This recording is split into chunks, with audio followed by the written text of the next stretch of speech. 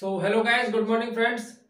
I hope आपने ये तो देख ही लिया होगा कि आज का हमारा इम्पोर्टेंट टॉपिक क्या होने वाला है। आज का जो हमारा इम्पोर्टेंट टॉपिक है मैं अब वो आपको पहले ही डिस्कस कर चुका था और ये आपको पता भी है हम किस चीज के बारे में पढ़ रहे हैं।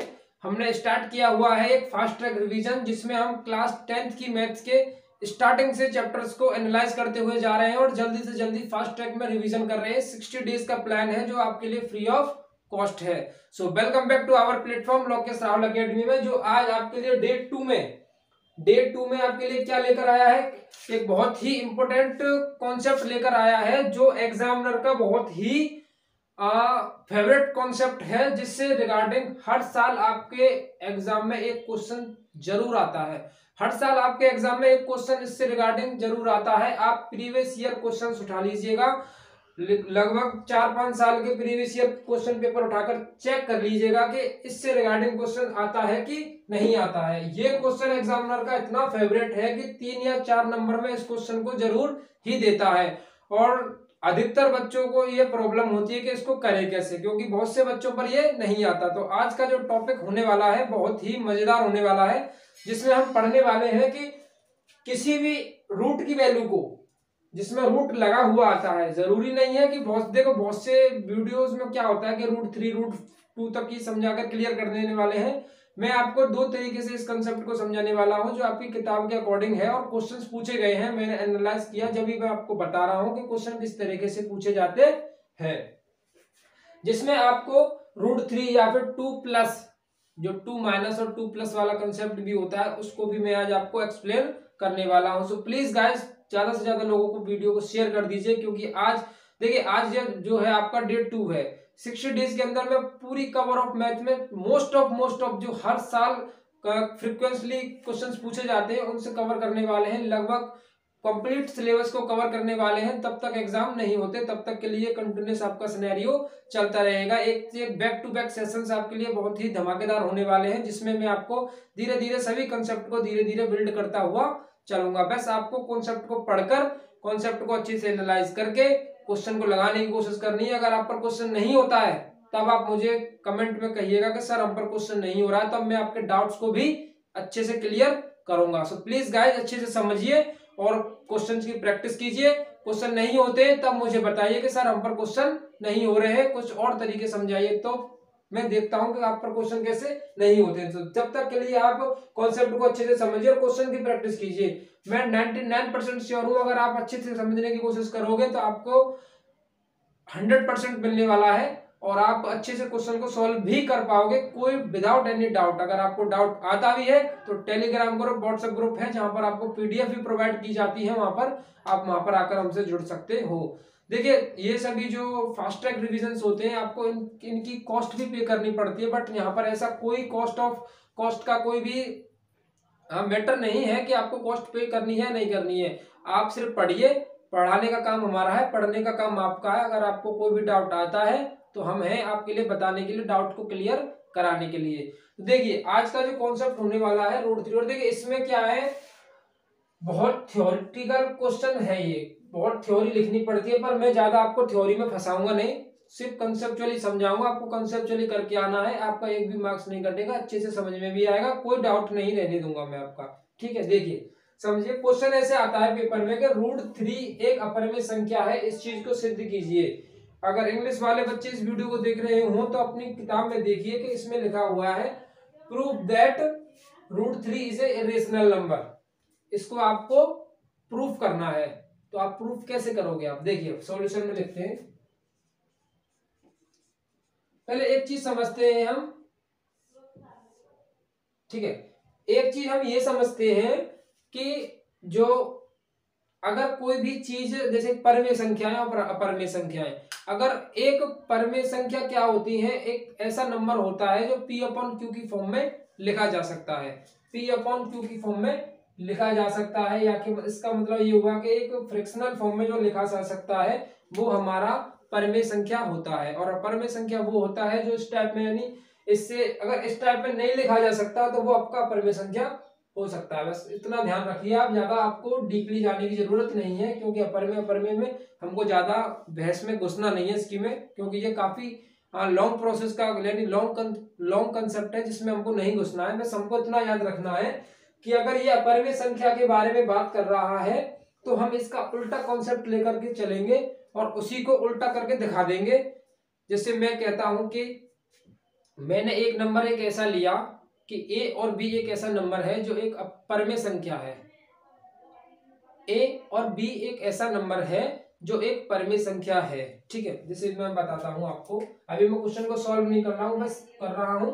अभी मैं इसका आपको सिनेरियो दे रहा हूं कि ये करना कैसे है। लेट वी ट्राई कि हम सोच लेते हैं कि एक ए अपॉन बी एक परिमेय संख्या है और पूरे क्वेश्चन को करने के बाद में एंड में हमारे पास एक कंक्लूजन निकल कर आता है कि जो हमने सोचा था कि ए अपॉन बी एक परिमेय संख्या है वो हमारी कल्पना गलत थी। यानी हमने जो इमेजिनेशन किया था कि ए अपॉन बी एक परिमेय संख्या है वो इमेजिनेशन हमारा गलत था। तो जब वो परिमेय संख्या नहीं है तो कुछ तो रही होगी, क्योंकि कुछ ना कुछ नंबर तो होना होगा उसको। ठीक है, तो परिमेय नहीं होगी तो क्या होगी, फिर वो क्या हो जाएगी आपकी अपरिमेय संख्या। तो हमको स्टार्टिंग में ये क्वेश्चन करते समय इसका चीज का ध्यान रखना है कि अगर वो अपरिमेय संख्या के बारे में बात कर रहा है तो हमको एक ऐसा नंबर लेकर चलना है जो परिमेय संख्या है और एंड में उसी चीज को हमें ऐसे प्रूफ कर देना है कि ये परिमेय संख्या जो हमने मानी थी वो हमारी कल्पना गलत थी। अगर ये चीज हमारी प्रूफ होकर आ जाती है तो इसका मतलब ये हुआ कि जो हमारी दी हुई संख्या है वो अपरिमेय संख्या ही है, परिमेय संख्या नहीं है। तो इस चीज के कंसेप्ट को लेकर आगे बढ़ते हैं और क्वेश्चन बहुत अच्छे से समझ में आने वाला है। अगर आपको कोई डाउट है तो मुझे प्लीज कमेंट करके जरूर बताइएगा कि सर यहाँ पर ये डाउट आया था हमको। ठीक है, देखते हैं। अब हम मान लेते हैं, ज्यादा थ्योरी नहीं लिखनी है इसमें हमको, मान लेते हैं माना कि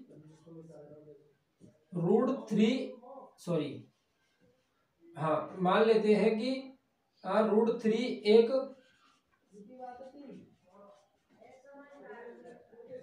परिमेय संख्या है, मान लेते हैं।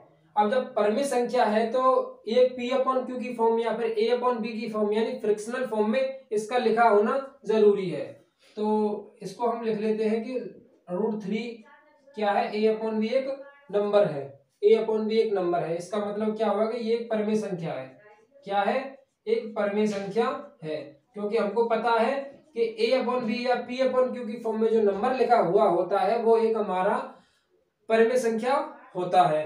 तो अब A अपॉन बी हमने यहाँ पर परिमेय संख्या मानी हुई है तो √3 इक्वल टू परिमेय संख्या A अपॉन बी की फॉर्म में लिखना होगा। यहाँ जहां अब हम यहाँ लिखेंगे कि जहां A एंड B यानी A और B नॉट इक्वल टू जहां पर 0 है, A और B सह अभाज्य संख्याएं हैं, सह अभाज्य संख्या है। A और B क्या है, हमारी सह अभाज्य संख्या है। A और B हमारी सह अभाज्य संख्या है। अब देखिए, जिस किसी को सह अभाज्य संख्या के बारे में नहीं पता है तो मैं थोड़ा सा एक्सप्लेनेशन देता हूं। सह अभाज्य संख्या यानी कोप्राइम नंबर्स, ऐसे नंबर्स जिनका मल्टीपल फैक्टर सिर्फ उन दोनों नंबर्स के बीच में एक ही होना चाहिए। अगर ऐसे नंबर जिनके बीच में मल्टीपल जो फैक्टर है उनका यानी ये गुणनखंड है, एक के अतिरिक्त और कुछ नहीं होना चाहिए। अगर एक के अतिरिक्त कुछ और है तो वो आपके जो यानी मैं कह सकता हूं कि ऐसे दो नंबर जिनके बीच में HCF उनका एक होना चाहिए और कुछ नहीं होना चाहिए। जैसे फॉर एग्जांपल 3 और 5। अब इनके बीच में ऐसा कोई भी नंबर नहीं है जो इनको दोनों का गुणनखंड होता हो यानी कि उनका फैक्टर होता हो, सिवाय एक के। एक ही है जो इनका या इसका और इसका दोनों का फैक्टर हो सकता है। जैसे कि 7 और 9, ये दोनों कैसे नंबर्स है, कोप्राइम नंबर्स हैं जिनमें सिर्फ क्या फैक्टर है, एक ही फैक्टर है और इसके अलावा कोई भी फैक्टर इनका नहीं है। तो सह अभाज्य संख्याएं उनको कहते हैं जिनके बीच में सिर्फ एक के अतिरिक्त कोई और गुणनखंड ना हो। तो जैसे कि 3, 5, 7, 9, 11, 13, दैट्स इट। बहुत सारे नंबर्स हो सकते हैं। अब आपको समझने के लिए यहाँ पर सह अभाज्य संख्या किन्हें कहते हैं, उनके बीच में सिर्फ एक के अतिरिक्त कोई और गुणनखंड ना हो, वो संख्याएं हमारी सह अभाज्य संख्याएं कहलाती हैं। अगर आपको कोई डाउट, अगर आपको कोई प्रॉब्लम हो तो उसकी डेफिनेशन भी आप लिख सकते हो कि सह अभाज्य संख्याएं उन संख्याओं को कहते हैं जिनमें एक के अतिरिक्त कोई और गुणनखंड ना हो। ठीक है, तो आई होप आपको ये क्लियर हुआ हो। इसके आगे चलते हैं। तो हमने क्या मानी कि ए और बी कैसी संख्या है, सहअभाज्य संख्याएं। देखिए तो √3 बराबर a अपॉन बी। अब क्या करता हूं, मुझे रूट हटाना है। देखिए ये जो √3, √2, √5, √11, अंडर √12, √7 जितने भी क्वेश्चंस आने वाले हैं सिंगल नंबर के, रूट के सिंगल नंबर के जितने भी क्वेश्चंस आने वाले हैं, √2, √3 एंड √5, √11, √7, √21 जितने भी नंबर्स आने वाले हैं सिंगल फैक्टर वाले यानी सिंगल नंबर वाले, उन सभी क्वेश्चंस की जो इन सभी क्वेश्चंस का जो प्रोसेस है वो एक जैसी है। आप सिर्फ एक क्वेश्चन को अच्छे से एनालाइज कर लीजिए, सभी क्वेश्चंस एक जैसे हैं। और अलग से जो क्वेश्चन आते हैं जैसे 2 + √3, 3 + √5, इन क्वेश्चन की एक अलग प्रोसेस है, इनकी अलग प्रोसेस है, इनकी अलग प्रोसेस है। एक एक क्वेश्चन समझ लीजिए, क्वेश्चन खत्म। समझ लीजिए आपके 3 नंबर या 4 नंबर जितने का भी ये क्वेश्चन आता है आपका पक्का है, आपसे उस नंबर को कोई ले नहीं सकता अगर आप अच्छे से समझ लेते हो तो। ठीक है, देखिए अब करते हैं, हम आगे बढ़ते। तो जब अंडर रूट आता है तो हम क्या करते हैं, अंडर रूट को हटाने के लिए दोनों तरफ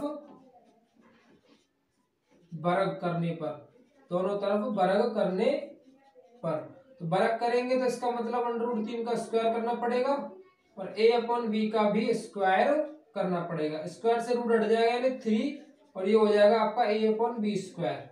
ओके, अब देखिए b को मैं इधर ले जाता हूँ और 3 को मैं इधर लेकर आता हूँ, तो मुझे क्या मिलने वाला है, a स्क्वायर बराबर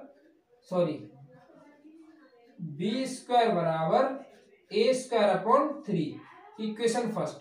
अब देखिए इक्वेशन फर्स्ट से हमको क्या पता चलता है, इस इक्वेशन फर्स्ट से हमको क्या पता चलता है, इस इक्वेशन फर्स्ट से हमको ये पता चलता है कि 3 का जो डिवाइड है वो a में, 3 का डिवाइड a में जा रहा है, 3 का डिवाइड a में हम लगा रहे हैं। इससे ये पता चलता है कि 3a जो डिवाइडेड बाई है 3 के, इसका मतलब a एक ऐसा नंबर है जो 3 का मल्टीपल है, क्योंकि वो नंबर जिसके नीचे हम डिवाइड लगा रहे हैं। फॉर एग्जाम्पल मैं आपको यहाँ पर समझाता हूँ, समझने की कोशिश कीजिएगा।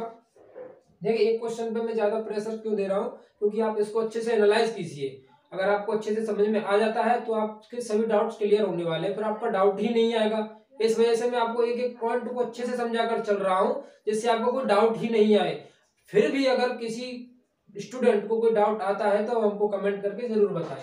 देखिए अब जैसे 3 नीचे आया है, इस नंबर के ए के नंबर के नीचे 3 आया है, इसका मतलब है कि ए एक ऐसा नंबर है जो 3 से डिवाइड हो रहा है, इसका यही तो मतलब है। अगर 5 से डिवाइड होने वाले नंबर्स 5 अगर मैं नीचे लिख देता हूं तो ऊपर तुमको अगर कोई एक नंबर लिखा होगा तो वो 5 से डिवाइड कब होगा, जब वो 5 का मल्टीपल होगा। अगर वो 5 का मल्टीपल होगा ही नहीं तो उससे डिवाइड भी नहीं होगा। फॉर एग्जांपल अगर मैं 21 लिख देता हूँ, नीचे 5 लिख देता हूँ, तो इससे कंप्लीट डिवाइड नहीं होने वाला है, क्योंकि 21 जो है 5 का मल्टीपल नहीं है। अगर मैं 20 ऊपर लिख देता हूँ, 5 नीचे लिख देता हूँ, तो ये कंप्लीटली इससे 4 बार डिवाइड होगा, क्योंकि 20 क्या है, 5 का मल्टीपल है। तो जो नंबर उसके नीचे आया है तो उसका वो ऊपर वाला जो नंबर होता है वो उसका क्या होता है, मल्टीपल होता है। मल्टीपल होगा तभी उससे कंप्लीट डिवाइड होगा, जरूरी नहीं है मल्टीपल होता है। मल्टीपल होगा तो डिवाइड होगा, अगर मल्टीपल नहीं है तो वो डिवाइड नहीं होगा। जैसे कि क्वेश्चन में दिया हुआ है कि a स्क्वायर डिवाइड बाई 3, इसका मतलब ये है कि 3 जो है a का मल्टीपल है, यानी a जो है 3 का मल्टीपल है, तभी इससे ये डिवाइड हो रहा है। तो हम यहां लिखेंगे जहां समीकरण एक से पता चलता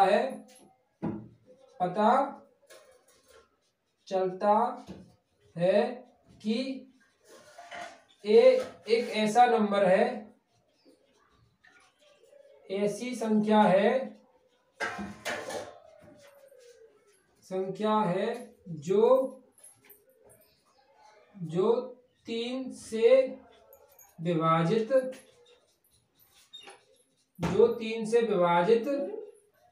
है। अब a जो एक ऐसी नंबर है जो 3 से विभाजित है, ठीक है। आपको यहां से हमको ये पता चला कि a एक ऐसी नंबर है जो 3 से विभाजित है। अब इससे आगे चलते हैं, आगे की प्रोसेस में हम मान लेते हैं कि अब a एक ऐसा नंबर है जो 3 से विभाजित है, तो इसका मतलब एक ऐसा नंबर होगा जो मल्टीपल होगा 3 का, कोई भी नंबर हो, सी की जगह पर आप कोई भी रख लीजिए, क्योंकि यहाँ पर ये दिखा रहा है कि 3 का डिवाइड इसमें जा रहा है, तो इसका मतलब एक ऐसा नंबर है जो 3 का मल्टीपल है। तो मैंने मान लिया कि ये बराबर 3c है। एक ऐसा नंबर है जो 3 का मल्टीपल है, तो मैंने मान लिया ये बराबर 3c है, जहां c कोई पूर्णांक है, कोई पूर्णांक है। अब कोई पूर्णांक है तो हमारे पास वैल्यू है b², a का मान समीकरण 1 में रखने पर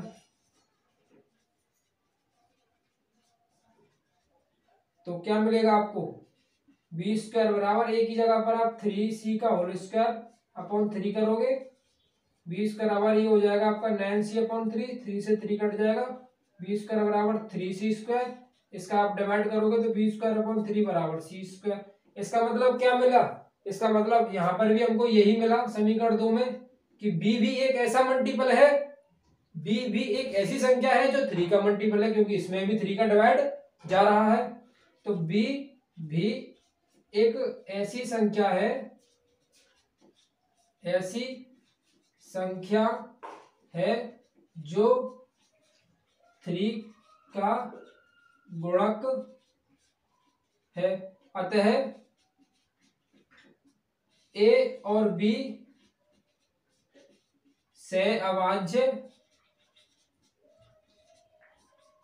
नहीं हो सकते। अब आप ही बताइए, मैंने आपसे ये कहा था कि ऐसे दो नंबर जिनके बीच में एक के अलावा कोई भी और फैक्टर ना हो तो वो सहअभाज्य कहलाते हैं, पर लेकिन हमने यहाँ पर मानकर चले थे कि ए और बी क्या है, सहअभाज्य है, जो कि हमारी कल्पना कैसी रही है, गलत ही तो है, क्योंकि हम सहअभाज्य मानकर चल रहे थे, लेकिन ये सहअभाज्य संख्याएं नहीं थी, ये सहअभाज्य संख्याएं नहीं थी, क्योंकि ए और बी में तो किसका मल्टीपल निकल कर आ गया, 3 का, क्योंकि 3 से भी बी डिवाइड हो रहा है और ए से भी बी डिवाइड हो रहा है, इसका मतलब 3 इनके दोनों के गुणनखंड में शामिल है, और जब 3 इसके गुणनखंड में शामिल है तो एक से ज्यादा हो गया, यानी एक के अतिरिक्त 3 भी है, तो 3 भी है तो ये सहअभाज्य नहीं हो सकते। अतः फिर हम यहाँ पर ये लिखेंगे, अतः हमारी कल्पना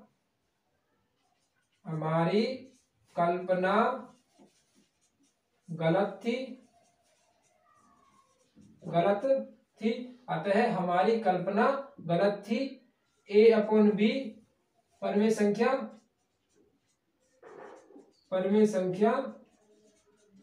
नहीं है। अच्छा, परमेय संख्या नहीं है तो क्या होगी, अतः यह अपरमेय संख्या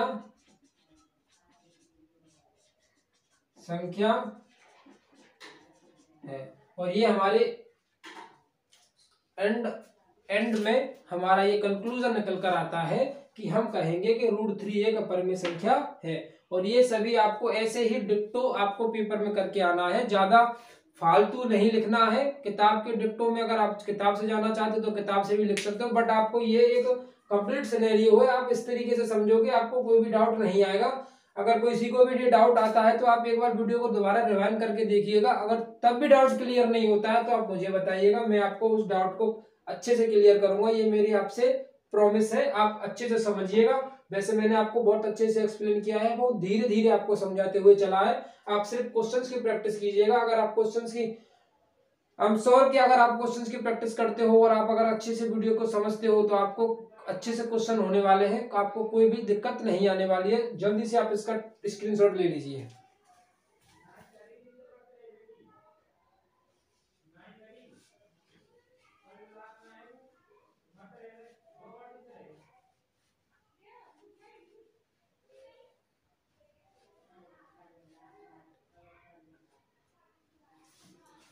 सो डियर स्टूडेंट, आज के लिए इतना ही काफी है। मैं आप पर ज्यादा प्रेशर नहीं डालना चाहता कि आप एक ही वीडियो में ज्यादा कंटेंट को कवर करें। हमारा 60 डेज का जो प्लान है, 60 डेज में हम पढ़ाने वाले हैं, पूरे कंप्लीट मैथ को कराने वाले हैं। ये जो प्रॉब्लम है वो हमारी है कि हम किस तरीके से कराएंगे, पर आपको ये प्रॉब्लम देने का काम नहीं है कि एक ही दिन में हम इतना आपको पढ़ाएं कि आपको और ज्यादा दिक्कतें क्रिएट हों कि एक ही क्वेश्चन हमने इस तरीके से समझा, अब इस क्वेश्चन को करें फिर दूसरे क्वेश्चन को और किसी तरीके से एनालाइज करें, तो थोड़ा मुझे लगता है कि थोड़ा चीजें पाइलअप होने लगती है जब हम ज्यादा चीजों का प्रेशर अपने माइंड पर कवर अप करते हैं।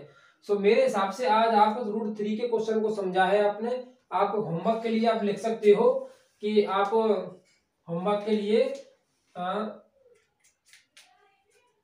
रूट 21 ले लीजिएगा, 7 3 तो आपको हो गया, रूट 5 ले लीजिएगा, रूट 11 ले लीजिएगा। ये 3 क्वेश्चंस आपके लिए होमवर्क के लिए है।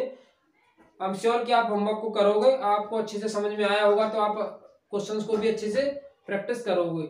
अगले जो वीडियो होने वाली है, यानी कि हमारा जो चैप्टर था रियल नंबर, उसमें आपका ये दूसरा पार्ट है।